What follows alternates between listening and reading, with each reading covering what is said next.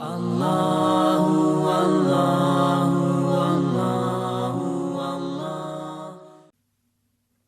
احزاب کی آیت نمبر 59 سورہ احزاب کا 8واں رکوع 22ویں پارے کا 5واں رکوع۔ اللہ رب العالمین نے ارشاد فرمایا، یا ایھا النبی، اے نبی، قل لازواجک وبناتک ونساء المؤمنین، اپنی بیویوں اور صاحبزادیوں اور مسلمانوں کی عورتوں سے فرما دیں، یدنین علیہن من جلابیبہن، کہ اپنی چادروں کا ایک حصہ اپنے منہ پر ڈالے رہیں۔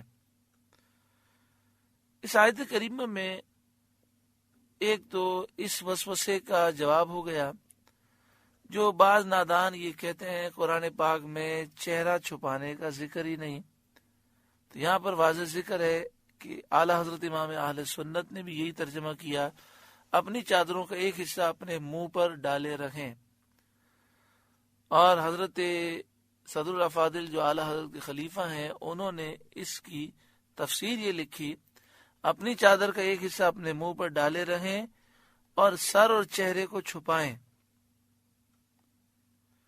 تو سر چھپانا، چہرہ چھپانا اس سے ثابت ہے۔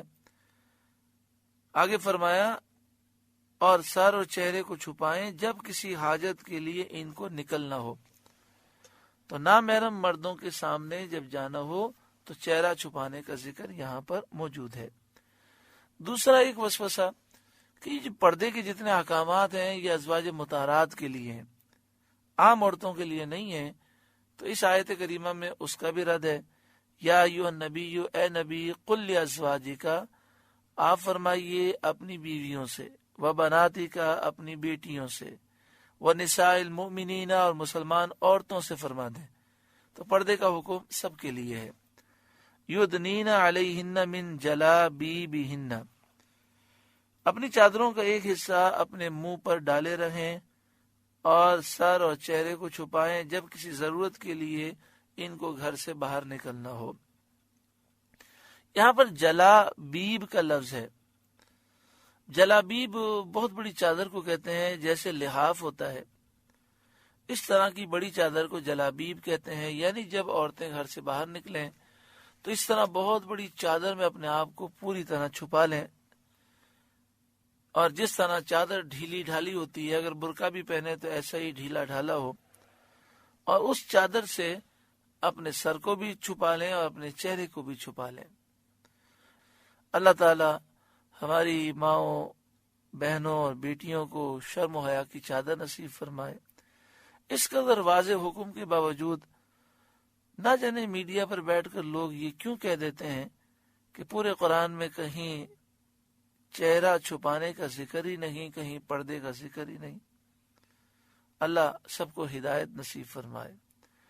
ذالک ادنی ان یعرفن فلا یؤذین، یہ اس سے نزدیک تر ہے کہ ان کی پہچان ہو تو ستائی نہ جائیں، یعنی ان کی پہچان ہو جائے کہ یہ آزاد عورتیں ہیں، یہ احترام والی عورتیں ہیں، فلا یؤذین، تو ستائی نہ جائیں، اور منافقین ان کے در پہ نہ ہوں۔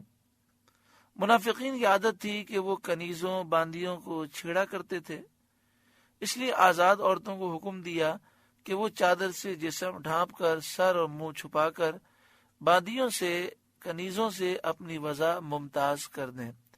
یہ تو ہر کوئی سمجھتا ہے کہ جو ہماری بہن شرم و حیا کا پیکر بن کر، شرعی پردہ کر کے، جب وہ نگاہ نیچی کیے ضرورتاً گھر سے باہر نکلتی ہے تو کسی کی جرت ہی نہیں ہوتی کہ اس کی طرف آنکھ اٹھا کر دیکھے۔ کسی نے ایک بڑا عجیب جملہ کہا آج کل جو پردہ ہوتا ہے اس پردے کو بھی پردے کی ضرورت ہے، یعنی جس قسم کا برقع پہنا جاتا ہے اور جتنا چست وہ ہوتا ہے اور جس قدر وہ چمکیلا اور اس میں ڈیزائننگ ہوتی ہے، یہ ہرگز پردے کے تصور کے منافی ہے۔ پردے کا تو مقصد یہ ہے کہ جب عورت گھر سے باہر نکلے تو کسی کی توجہ اس طرف نہ ہو، دیکھیں خوشبو لگا کر نکلنا منع اسی لیے ہے کہ خوشبو سے غیر مردوں کی، نامحرم مردوں کی توجہ ہوگی، تو اس لیے برقع ڈھیلا ڈھالا ہو اور اس طرح کی ڈیزائن اور ایسا چمکیلا جس سے کسی کی توجہ اٹھے، کسی کی توجہ ہو، یہ منع ہے۔ وَكَانَ اللَّهُ غَفُورًا رَحِيمًا، اور اللہ بخشنے والا مہربان ہے۔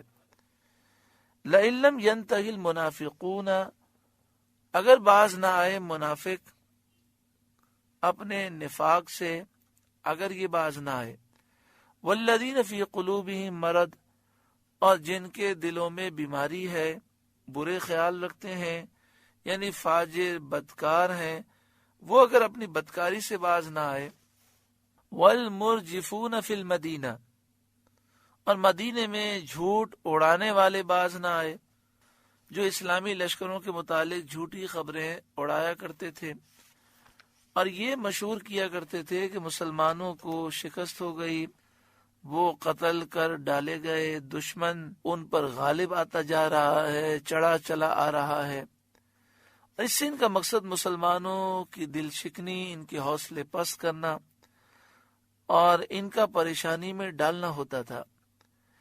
ان لوگوں کے متعلق ارشاد فرمایا جاتا ہے کہ اگر وہ ان حرکتوں سے باز نہ آئے، لَنُغْرِيَنَّكَ بِهِمْ، تو ضرور ہم آپ کو ان پر شے دیں گے اور آپ کو ان پر مسلط کریں گے، آپ کو ان پر قابو دیں گے۔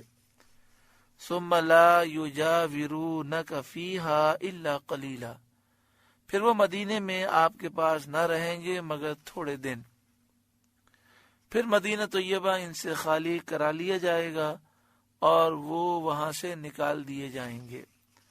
ملعونین، لانتی، پھٹکارے ہوئے، اینما ثقفوا اخذوا، جہاں کہیں ملیں پکڑے جائیں، وقتلوا تقتیلا، اور گن گن کر قتل کیے جائیں۔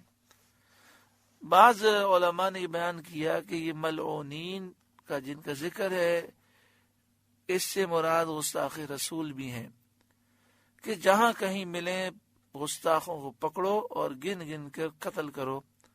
حاکم اسلام کی ذمہ داری ہے کہ ملک میں ایسا نظام قائم کرے کہ کسی کو گستاخی کرنے کی جرت نہ ہو، اور جو انٹرنیٹ پر، فیس بک پر، واٹس ایپ پر اور دیگر ذرائع کے ذریعے گستاخی کر رہے ہیں، حکومت وقت کی ذمہ داری ہے کہ وہ انہیں گرفتار کرے اور انہیں سزائے موت دے۔ اگر یہ نہ کیا گیا تو انتشار ہوگا، فساد ہوگا، اور فساد کا دروازہ بند کرنا ضروری ہے۔ سنت اللہ فی الذین خلو من قبل، اللہ کا دستور چلا آتا ہے ان لوگوں میں جو پہلے گزر گئے، یعنی پہلی امتوں کے منافقین جو ایسی حرکات کرتے تھے، ان کے لیے بھی اللہ تعالی کا طریقہ یہی رہا، ان کے لیے بھی سنت الہیہ یہی رہی کہ جہاں پائے جائیں مار ڈالے جائیں۔ وَلَن تَجِدَ لِسُنَّتِ اللَّهِ تَبْدِيلًا، اور تم اللہ کا دستور ہرگز بدلتا نہ پاؤ گے۔ يَسْأَلُكَ النَّاسُ عَنِ السَّاعَةِ، لوگ آپ سے قیامت کو پوچھتے ہیں، قیامت کے بارے میں پوچھتے ہیں کہ قیامت کب ہوگی۔ مشرکین تو تمسخر اور استہزاء کے طور پر، مذاق اڑانے کے لیے رسول کریم صلی اللہ علیہ وآلہ وسلم سے قیامت کا وقت پوچھا کرتے تھے، اور اس انداز میں پوچھتے تھے گویا کہ ان کو قیامت آنے کی بہت جلدی ہے، اور یہودی اس کو امتحان کے طور پر پوچھتے تھے، کیونکہ توریت میں اس کا علم مخفی رکھا گیا تھا، اور ان کو یہ بتایا گیا تھا کہ نبی کبھی بھی قیامت کا علم نہیں دیں گے، کیونکہ یہ راز الہی ہے اور نبی راز کے امین ہوتے ہیں۔ اللہ تعالیٰ انہیں یہ راز دیتا ہے لیکن وہ اس کا علم عام لوگوں کو نہیں دیتے، تو یہودی امتحان کے طور پر پوچھتے تھے۔ تو اللہ تعالیٰ نے اپنے نبی کریم صلی اللہ علیہ وسلم کو حکم فرمایا، قل، اے محبوب آپ فرمائیے، انما علمها عند اللہ، اس کا علم تو اللہ ہی کے پاس ہے۔ وما یدریک لعل الساعة تکون قریبا، اور تم کیا جانو شاید قیامت قریب ہی ہو، پاس ہی ہو۔ اس میں جلد کرنے والوں کو تحدید ہے، یعنی جو جلدی مچا رہے ہیں ان کو تنبیہ کی گئی، ہو سکتا ہے قیامت قریب آ چکی ہو، تیاری کرو، کیوں جلدی مچا رکھے ہو۔ اور جو امتحاناً سوالات کرنے والے تھے ان کا منہ بند کر دیا گیا اور انہیں خاموش کرا دیا گیا۔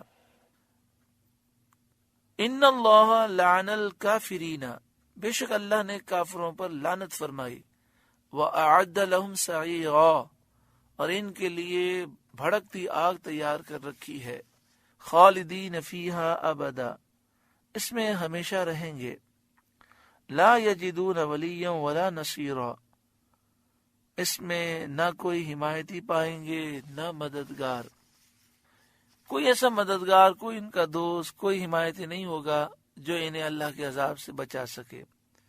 یوم تقلب وجوہہم فی النار، جس دن ان کے منہ الٹ الٹ کر آگ میں تلے جائیں گے۔ اللہ اکبر۔ یقولون، کہتے ہوں گے، یا لیتنا، ہائے کسی طرح، اطعنا اللہ، ہم نے اللہ کا حکم مانا ہوتا، وَأَطَعْنَا الرَّسُولَ، اور رسول کا حکم مانا ہوتا۔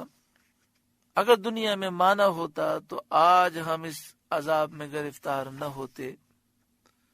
وَقَالُوا، اور کہیں گے، ربنا، اے ہمارے رب، اِنَّا أَطَعْنَا سَادَتَنَا وَكُبَرَاءَنَا، اے ہمارے رب، ہم اپنے سرداروں اور اپنے بڑوں کے کہنے پر چلے، یعنی قوم کے سرداروں، لیڈروں، پیشواؤں، بڑی عمر کے لوگوں اور اپنی جماعت کے عالموں کے کہنے پر چلے۔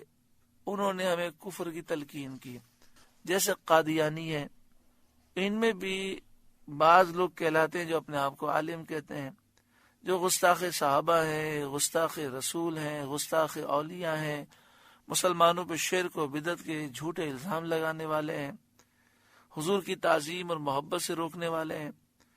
تو ان میں بھی بعض لوگ مولوی کہلاتے ہیں، عالم کہلاتے ہیں، پیشوا ہیں، لیڈر ہیں، اور ان کے جو پیروکار ہیں آنکھیں بند کر کے ان کے پیچھے چل رہے ہیں۔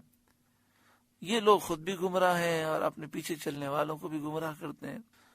وقالو، اور وہ کہیں گے، ربنا، اے ہمارے رب، انا اطعنا سادتنا وکبراءنا، ہم اپنے سرداروں اور اپنے بڑوں کے کہنے پر چلے، فَأَضَلُّونَا السَّبِيلَ، تو انہوں نے ہمیں راہ سے بہکا دیا، ہمیں گمراہ کر دیا۔